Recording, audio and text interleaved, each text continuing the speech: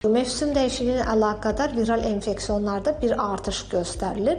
Bu bir çox faktorlarla bağlıdır, yəni kompleks bir durumdur. Burada həm iqlim şəraiti, dediyimiz kimi, insan faktoru və eyni zamanda virusların xüsusiyyətlərinə bağlıdır. İqlim dəyişikliyi dediyimizdə hava soyuqlu olduğunda, küləkli olduğunda, eyni zamanda temperaturun aşağı düşməsi, rütubətin artması, bunlar seyirli qişanı zədələyə biləcək faktorlardır və infeksiyaların asanlıqla vücuda daxil olması üçün şərait yaranır. Eyni zamanda insan faktorundan da asılı olaraq temperaturun aşağı düşməsi, rütubətin artması, bu kimi iqlim faktorlarla əlaqədar insanın seyirli qişalarının keçiriciliyi daha artır. Eyni zamanda seyirli qişalarda interferon salgısı azalır. Seyirli qişaların qoruyucu funksiyası aşağı düşür və infeksiyonlara daha çox meylli olur.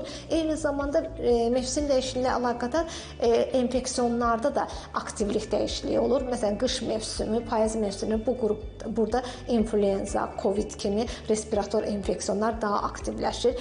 Havalar istilədikcə daha çox bağırsaq infeksiyonları, enteroviruslar daha çox aktivləşir. Bu da onların iqlimə bağlı olaraq dəyişiklikləridir və buna uyğun da infeksion xəstəliklər görülür.